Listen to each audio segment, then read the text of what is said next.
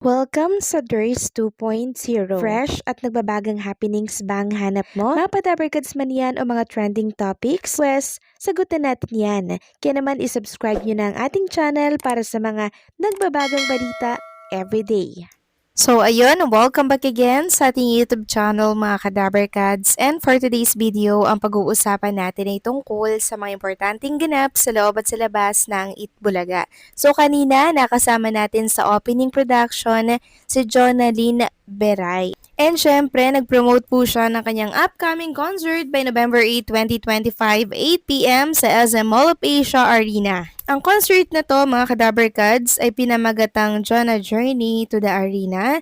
And syempre, may mga special guests dyan na bigatin. Andyan po ang Alama, Jed Madela, Shasha Padilla, at marami pa pong iba. Kaya sana supportahan din natin siya, mga Kadabarkads. Samantalang batiin naman natin ng happy birthday si Atasha Mulak. So ngayong November 5 kasi ang birthday ni Atasha. Pero still, siya po ay nagpapagaling pa sa kanyang binte na kung saan ay injured. Nagbahagi nga po siya ng kanyang picture na kung saan ay parang nagte-therapy siya sa kanyang binte para tuluyan na po siyang makalakad ng maayos. And since birthday nga po ni Atasha, meron pong birthday gift or pagbate ang Oppo Philippines since endorser po siya ng naturang brand.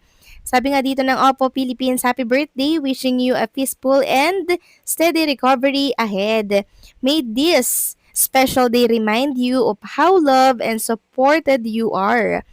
Take all the time you need to rest, heal, and regain your strength.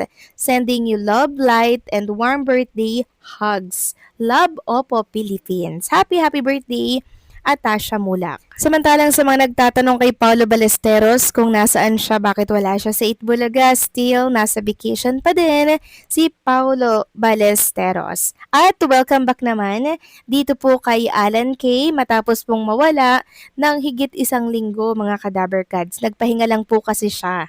Samantalang usapang Elvis Presley naman tayo, pag-usapan natin itong inilabas ng RJ Bistro. Ito po ay yung magaganap by November 25, Tuesday at 8pm. Dito po yan sa RJ Bistro Duzetani Hotel, Makati.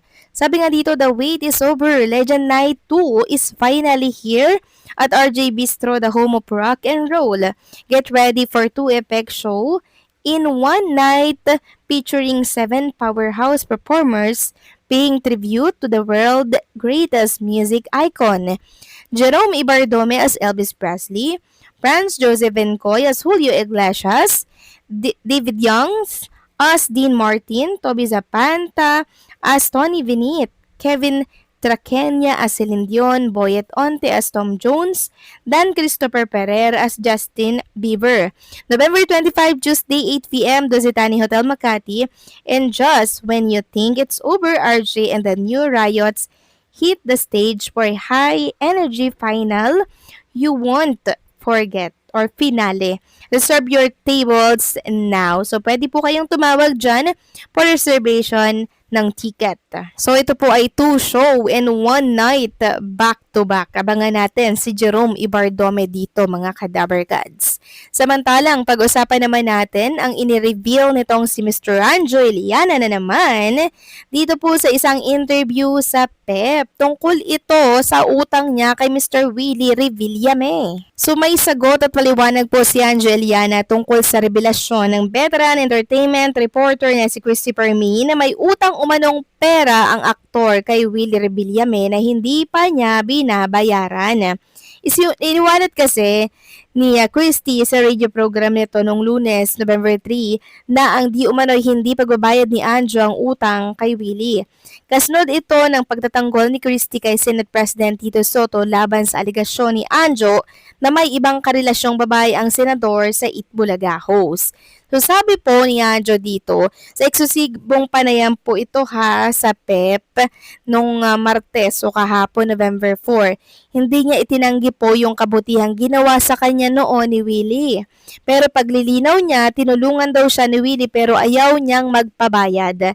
Sabi po ni Anjo, alam mo naman, sa showbiz, minsan up and down.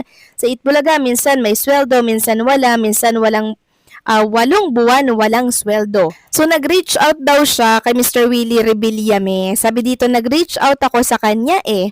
Bait naman si Willie, kapag kilala mo talaga siya, galante yan. Pero kapag hindi mo siya kilala, suplado yan. Tinulungan ako ni Willie, ayaw niya akong pagbayarin. Sabi ko, hindi, tinulungan mo ako, babayaran ko ito kapag umangat ako. Sabi ni Willie, ganito na lang, pay when able, bahala ka na kung kailan mo gusto.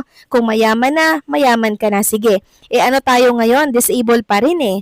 Natawang pahayag ni Anjo. So disabled pa rin, inamin niya po na naghihirap pa rin siya, mga kadaver cards. And sabi niya pa, naiintindihan niya daw si Nanay Christy Permin kung bakit siya ay binanatan nito. Siya daw ay sanay na sanay, away bati lang daw siya, silang dalawa ni Nanay Christy Permin, since inaanak niya daw po sa kasal yung anak po ni Christy Permin. Sabi niya nga dito, sabi ko, babanatan ako niyan, sigurado ako. Ayun, binanatan nga ako. Pero kahit anong sabihin ni Christy Permin, tungkol sa akin, ang buhay namin ay away bati at inaanak ko sa binyag pala, yung anak niya. Kahit anong sabihin niya sa akin, mahal ko pa rin yan. So biglang umamo, no? Or biglang bumait itong si Anjo Iliana, mga kadaver cards, no? Ewan ko ba kung anong nangyari dito. Pero ang katanungan nga ng taong bayan, sino daw ang nagmamando or nasa likod nitong si Anjo Iliana? Bakit ganito katapang ito at nag-iingay sa mundo ng social media? Mismong si Attorney Claire Castro na po ang nagsabi, mga kadaver cards,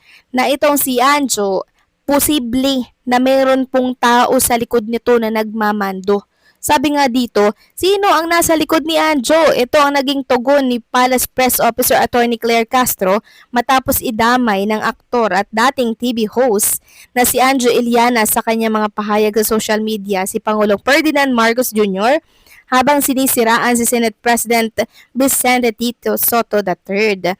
Ayon po kay Castro, wala umanong napatunayan si Iliana kaya't walang dahilan para patulan siya ng Pangulo sa hamon nitong sumailalim po sa hair follicle test. So sino nga kaya yung taong nasa likod nitong si Anjo Iliana? Bakit ganito na lamang siya, mga kadaver cards, kaingay? So meron mga nagsasabi na baka daw DDS, malaking tao. Yan yung mga nababasa natin, mga kadaver cards. Pero kung sino man yan, lalabas at lalabas din po ang katotohanan sa takdang panahon. So mabuti na lang na pagkasunduan po nila na manahimik na lang, no, at wag nang magsalita itong si Anjo Iliana.